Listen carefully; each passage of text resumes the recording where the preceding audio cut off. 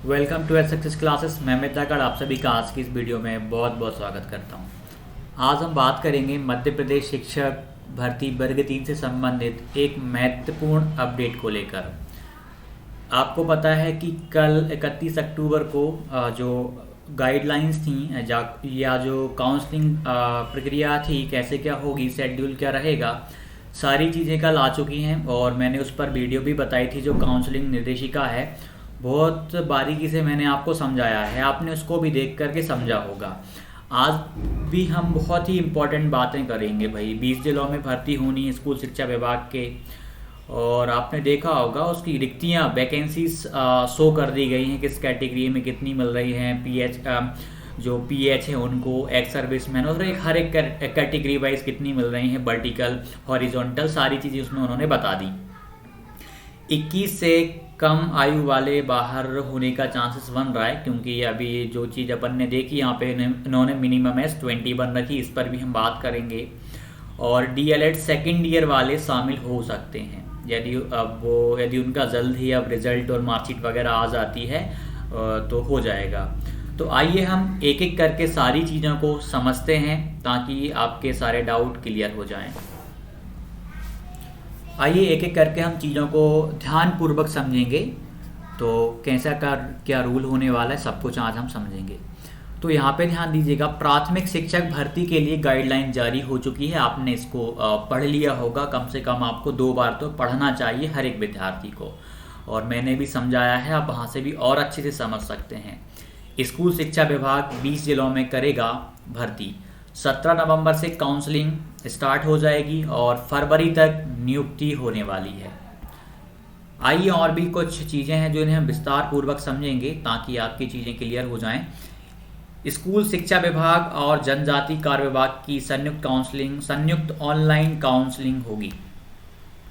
प्रदेश के सरकारी स्कूलों में 18,527 प्राथमिक शिक्षकों के पदों पर भर्ती के लिए स्कूल शिक्षा विभाग और जनजाति कार्य विभाग की संयुक्त ऑनलाइन काउंसलिंग की प्रक्रिया 17 नवंबर से शुरू होगी। सोमवार को लोक शिक्षक संचालनालय यानी डीपीआई ने गाइडलाइन के पूरे शेड्यूल जारी कर दिए हैं, यानी जो भी गाइडलाइन के शेड्यूल्स थे सारे अपलोड कर दिए हैं। स्कूल शिक्षा विभाग के 7,427 पदों पर भर्ती होगी। यह सभी पद सिर्फ 20 जिलों के, यह सभी पद सिर्फ ओनली 20 डिस्ट्रिक्ट्स के, 20 जिलों के स्कूलों के हैं। इसमें 1856 पद प्रदेश के सरकारी स्कूलों में पढ़ाने वाले अतिथि शिक्षकों के लिए रिजर्व हैं, यानी अतिथियों के पद हैं 1856 पद, यानी 5,573 पद बचे। पद ही पूरी भर्ती से सीधी भर्ती के पद हैं, यानी नॉन गेस्ट के केवल 5,573 पद ही बचे हैं, जो कि बहुत कम हैं। इन पदों पर पीईबी द्वारा आयोजित प्राथमिक शिक्षक पात्रता परीक्षा 2020 में क्वालिफाइड उम्मीदवारों को मेरिट लिस्ट के आधार पर नियुक्ति दी जाएगी। फरवरी 2023 तक आखिरी चयन सूची जारी कर नियुक्ति आदेश जारी कर दिए जाएंगे। ऐसी उम्मीद बनाई जा रही है कि पहले तो आपको क्या करना पड़ेगा भाई, मेरिट लिस्ट आएगी आपकी, प्रोविजनल आएगी पहले, उसके बाद फाइनल आएगी, उसके बेस पे आपको ज्वाइनिंग दी जाएगी। लगभग फरवरी 2023 तक चयन प्रक्रिया पूरी हो जाएगी और जो फाइनल मेरिट है वो आ जाएगा, और उसके बाद नियुक्ति आदेश पत्र आपको जारी कर देंगे, आपको मिल जाएंगे। पोस्टिंग के लिए खाली पदों की सूची में स्कूल शिक्षा विभाग और जनजाति कार्य विभाग दोनों विभागों के स्कूल शामिल होंगे, यानी काउंसलिंग में दोनों पार्टिसिपेट करेंगे काउंसलिंग में भी, और खाली पदों की सूची में दोनों साथ आएंगे साथ में। संबंधित विभाग की प्रवर्गवार कैटेगरी वाइज खाली पदों के आधार पर मेरिट क्रम में उसे जो स्कूल आवंटित होगा कैटेगरी वाइज, वह स्कूल जिस विभाग का होगा, जिस भी डिपार्टमेंट का होगा, चाहे वह डीपीआई हो, ट्राइबल हो, उसे उसी विभाग में नियुक्ति दी जाएगी। किसी भी स्थिति में विभाग परिवर्तन संभव नहीं होगा, यानी बाद में आप डिपार्टमेंट चेंज नहीं करवा पाएंगे। तो ध्यानपूर्वक स्कूल फिल करना है।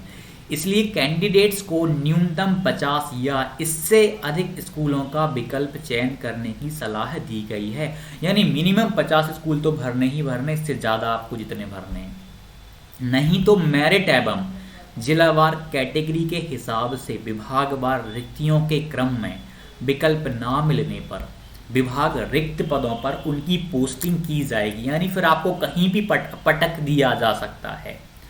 अभी जनजाति कार्य विभाग ने पदों की संख्या जारी नहीं की है, यानी ट्राइबल का अभी जो वैकेंसी रिक्तियां हैं वो नहीं आई हैं, जल्द ही देखने को मिलने वाली हैं, 2-3 दिन में शायद आ जाएंगी वो। 9 दिसंबर तक कैंडिडेट्स के पास होनी चाहिए तय शैक्षणिक एवं व्यावसायिक योग्यता। यानी आपकी जो क्वालिफिकेशंस हैं वो 9 दिसंबर तक पूरी हो जानी चाहिए। आप ध्यान रखिएगा इस चीज़ का भाई, 9 दिसंबर यानी आपको डॉक्यूमेंट वगैरह सही करवाना है ना, तो 8 दिसंबर तक आप लोग करवा लो। अभी आपके पास 1 महीने से भी ज़्यादा का समय है। काउंसलिंग प्रक्रिया के दौरान दस्तावेज अपलोड करने की तारीख 9 दिसंबर तक कैंडिडेट्स को निर्धारित शैक्षणिक एवं व्यावसायिक योग्यता अनिवार्य होगा। ऐसे में उन डीएलएड करने वाले उम्मीदवारों को राहत मिली है जिनको सेकेंड ईयर की परीक्षा माध्यमिक शिक्षा मंडल ने देरी से कराई और अभी तक रिजल्ट अटके हैं। और आपको पता है अभी तो मूल्यांकन स्टार्ट हुआ है। मासिम को 9 दिसंबर से पहले रिजल्ट और मार्कशीट उपलब्ध करानी होगी, मतलब 9 दिसंबर से पहले मासिम को करवाना होगा एमपी बोर्ड को। उधर इसी भर्ती में 21 वर्ष की आयु पूरा कर चुके कैंडिडेट्स को शामिल हो सकेंगे, मतलब मिनिमम एज 21 का बोला है।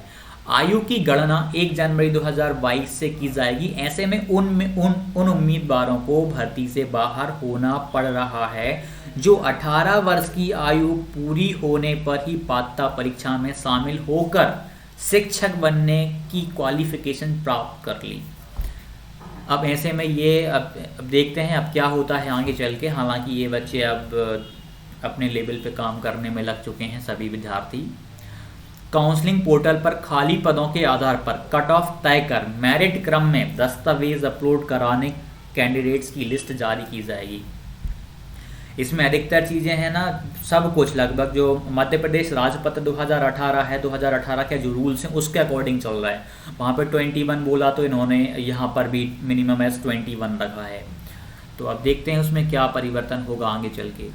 काउंसलिंग पोर्टल पर खाली पदों के आधार पर कट ऑफ तय कर मेरिट क्रम में दस्तावेज अपलोड कराने की लिस्ट जारी की जाएगी। डेट्स दिए, शेड्यूल आ चुका है अपना भाई, आप लोगों ने देख लिया होगा। एक बार और देख लेते हैं अपन इसको, फिर पद देखेंगे। 17 से 24 आपको पता है अतिथि के लिए रजिस्ट्रेशन होंगे, किसको करना है किसको नहीं करना, एक और वीडियो लेके आएंगे, करना है या नहीं करना, कौन कौन कर सकता है। 8 दिसंबर कैंडिडेट्स की मेरिट लिस्ट अपलोड की जाएगी। बिल्कुल 8 को आपको मेरिट आ जाएगी किस किस का नाम आया है।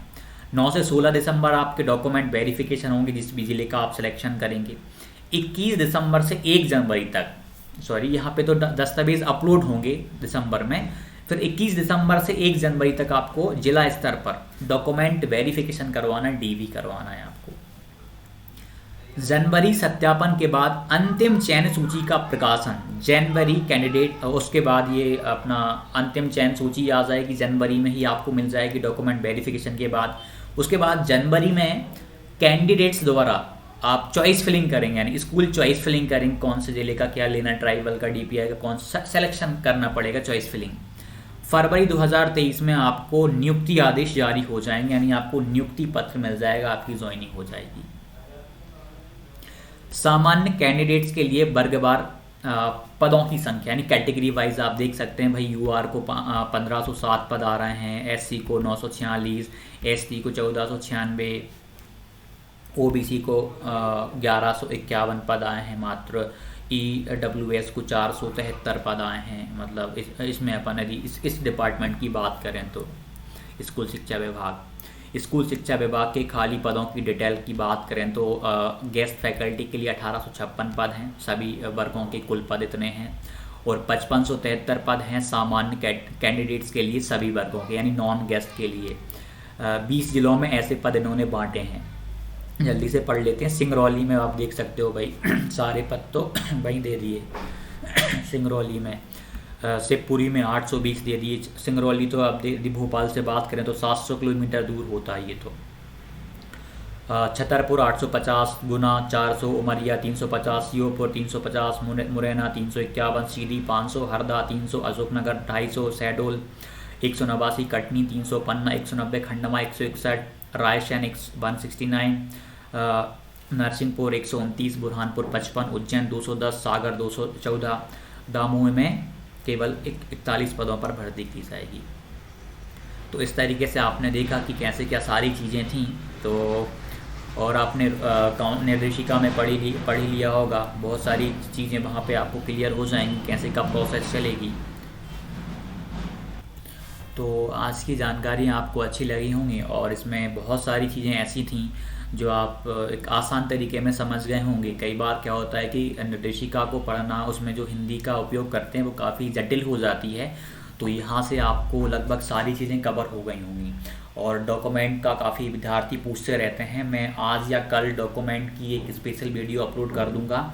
इसमें बीएड का और डीएड का दोनों का अलग अलग बता दूंगा कि बीएड वालों को कौन कौन से डॉक्यूमेंट लगेंगे, डीएड वालों को कौन कौन से लगेंगे, और कैटेगरी वाइज आपको कौन कौन से स्पेशल सर्टिफिकेट लग सकते हैं।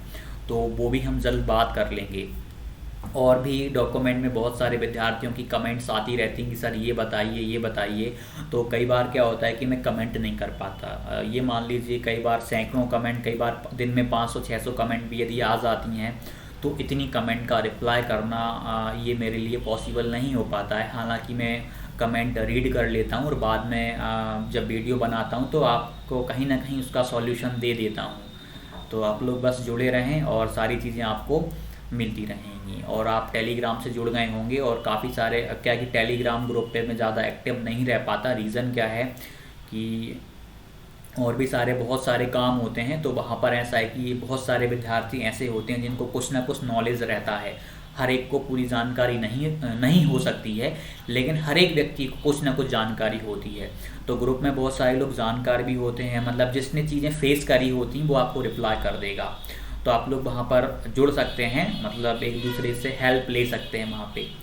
और आगे चल के भर्ती प्रक्रिया में कुछ भी प्रॉब्लम्स आती हैं तो हम लोग वहाँ पे एक साथ रहेंगे, जो भी मेरिट में आने वाले हैं, जो भी विद्यार्थीगण हैं। तो मिलते हैं अगली वीडियो में। धन्यवाद।